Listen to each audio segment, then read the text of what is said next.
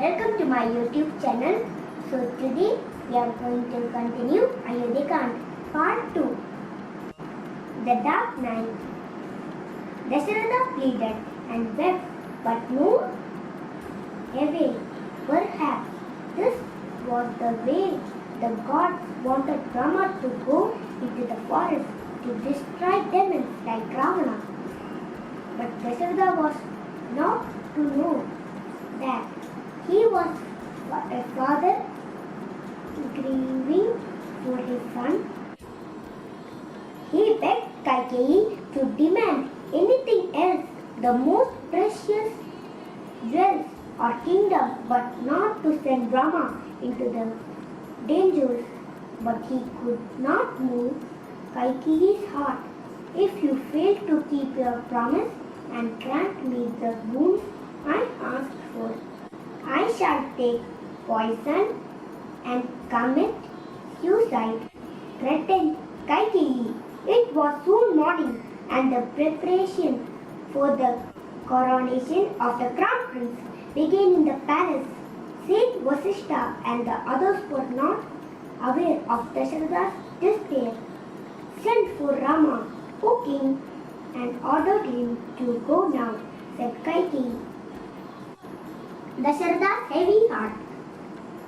With a heavy heart, Dasharatha called Sumatra. Kaikeyi sent him to fetch Rama immediately. Sumatra gave the message to Rama, who hurried to obey. Rama entered the anger room and was shocked to see his father sitting on the ground, looking shattered. Mother, he asked Kaikeyi, what has happened to father? Rama, your father had promised me 2 boons long ago. Last night I asked for them, explained Kaikeyi. I asked that Bharata should be the crown prince and you should go into exile for 14 years into the forest. Is that all? Asked Rama. It will be done as you wish, mother. It was Kaikeyi's turn to be surprised. Rama had accepted her instructions without any argument. Dasharatha still looked stunned. Rama went to touch her feet and his father's before he left the room to inform his mother and Sita. Parting from the family. Lakshmana had waited outside the door and furious at Kaikeyi. Rama calmed him down. He had to uphold his father's promise and ensure that his word was honored. Lakshmana said he would go with him to serve him in the forest. Nothing, Rama said, would stop him. Rama told his mother Kaushalya, who was grief-stricken but unable to stop him from doing Kaikeyi's bidding. She too had to uphold Dasharatha's honor. Sumitra was upset too, but the 2 mothers gave their blessing with tears in their eyes to Rama and Lakshmana. When Rama went to take leave of Sita, she very quietly but firmly refused to stay back in the palace without Rama. She was his wife and her place was by his side. Whether they were in the palace or in a forest, Lakshmana refused to take Urmila, his wife, as he had to serve his brother without any distraction. Ready for the forest. The news of Kaikeyi's demands and Rama's decision spread like wildfire through the palace and the kingdom. It was received with grief and anger everywhere. But Rama's face was as peaceful and pleasant as always. He was doing his duty as he carried out his father's instructions. Whether he was asked to be the crown prince or sent into the forest, he accepted both orders with equal feeling of joy. Rama, Sita and Lakshmana took of their rich clothes and ornaments and put on the clothes as ascetics were in forest. As they walked through the palace to take a final blessing from Dasharatha, the people in the palace wept. Dasharatha still lay unconscious. Rama gently lifted and seated him. Then bowing at his feet, he took his blessing before leaving the palace. He took leave of Kaikeyi too. She realized that Sita and Lakshmana were also going away. Ayodhya weeps. Dasharatha was miserable, saying not only Rama but also the delicate Sita living for the forest. How would she cope with the hardship of life in the forest? His brave Lakshmana was also with them. He was laughing all three at one stroke. He asked Sumantra to escort them as far as possible and look after them. Sumitra was a tower of strength, controlling her own grief and consoling Kaushalya. Sumantra waited at the palace gates with a chariot that would take Rama and the other into the forest. The citizens had gathered around the gates, ready to accompany their beloved Rama.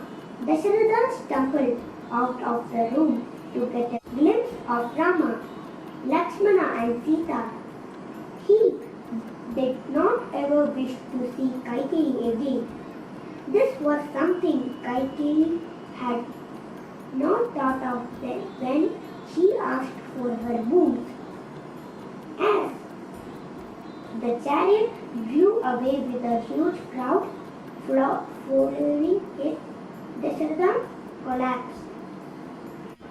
At Tamasa river, the chariot halted on the banks of the Tamasa river that night. Everyone slept, exhausted from walking and from grief, while Sumatra unhitched the horses and watered and fed them. Rama, Sita and Lakshmana said their evening prayers. Rama told Lakshmana and Sita the value of keeping a fast up, a way to become more strong-willed. Lakshmana laid out some grass for Rama and Sita to sleep on while he stood guard all night along with Sumatra. As dawn broke, Rama spoke gently to Sumatra. Everyone is asleep right now. Once they wake up, they will once again try to persuade me to return to Ayodhya. So it is better I cross the river immediately. Sumatra very quietly drove them deep into another part of the forest. When the citizens awoke, there was no sign of Rama and the others. Dejected, they returned to Ayodhya. Guha's hospitality. Sumatra took the chariot to the southern bank of the Ganga, which marked the boundary of the kingdom of Kaushalya. They decided to rest there that night. Guha was the chieftain of all the Nishada tribes, the forest dwellers. He was a great admirer of Rama and devoted himself to his service. He came to receive Rama, Sita and Lakshmana and provided them with whatever hospitality he could. Deeply touched, Rama embraced him. Stay with us for 14 years, my lord, begged Guha. But Rama had a vow to fulfill. He said, "You must move on." Guha happily provided the best he had and personally served Rama. The next morning, Rama asked Sumatra to return to Ayodhya and look after Dasharatha. With tears pouring from his eyes. Sumitra left, taking leave of Rama, Sita and Lakshmana. The boatman furry. Rama bade farewell to Guha. Thanking him, he found the boatman on the banks and requested him to ferry them all across river Ganga. The boatman appeared to be slightly reluctant. Rama questioned him soon. The simple fellow said, I have heard of you and of your powers. You turned a rock into a woman with the dust of your feet. My wooden boat is my livelihood. If you step into it and it turns into a female, I will lose my means to earn. Besides, how will I look after two women? I am sorry, sir, but I cannot take you in my boat. Rama smiled at his simplicity and found a solution. Wash my feet thoroughly with water from the Ganga, so there will be no dust on them to work any magic on your boat, suggested Rama. This suited the boatman. Across the Ganga. Happily the boatman agreed. He fetched water in a pot and lovingly washed Rama's feet. Picking up his oars, he seated the three of them in his old boat and ferried them across the river. When they reached the opposite bank, they got down and turned to thank the boatman.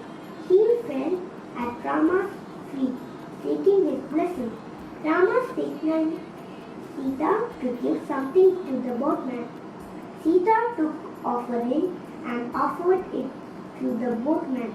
No, my lord, I will not accept this, exclaimed the boatman. My life's ambition has been fulfilled by seeing you and being blessed by you. My sins and troubles have vanished like a dark night vanishing at dawn. I need nothing more, my lord Rama. Thanked the generous boatman who returned to his boat into the forest. They bathed in the sacred Ganga, and while Rama built a Shivalinga made of mud and worshipped there, Sita offered her prayers to river Ganga. Ganga blessed her that she would return to Ayodhya safe and sound.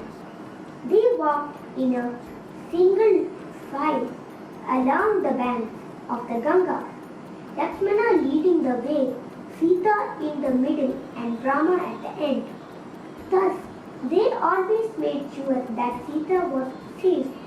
At Prayagraj, they bathed in the confluence of rivers known as Triveni and walked on to reach the ashrama of sage Bharadwaja. Affectionately hugged Rama. They spent that night in the sage hermitage. Rama and Bharadwaja talked about many things. During their conversation, Rama asked him where in the forest they could live safely and peacefully during their exile. Bharadwaja suggested they should go to Chitrakoot. Rama thanked him for his guidance. Shravana Kumar. Kaushalya wanted to know about the incident, so she asked him to narrate the story. As a young man, Dasharatha said, I was very proud of my prowess as an archer. I could hit a target merely by hearing a sound from it. I went hunting one night and sat waiting for the prey on the banks of river Sarayu. I thought I heard the sound of an elephant drinking at the river and shot off an arrow in that direction. But imagine my horror when I heard a human scream. I ran towards the target and found I had shot a young man. His name was Shravana Kumar. He lived in a hermitage nearby, caring for his blind old parents and had come to fetch water for them. Take this water to them and let them drink before you tell them of my death. Remove the arrow, it hurts, said Shravana. Dasharatha's regret. I removed the arrow and held him as he breathed his last. The regret and grief in my heart was terrible, but the deed was done, said Dasharatha. I took the water to them. Just the sight of those two blind and helpless people shook my soul. I fell at their feet and sought their forgiveness, telling them the terrible deed I had committed. They wept and begged me to take them to their son. I took them to the bank and performed their son's last rites. They died on the funeral pyre of their son, and as they died, they cursed me. O king, you too shall die, grieving as the separation from your son. Like us, today I am facing the sorrow of separation from my beloved Rama as a result of my past misdeed. I don't think I have long to live, Kaushalya, said Dasharatha. Hope you all enjoyed this video. See you in the next part. Bye.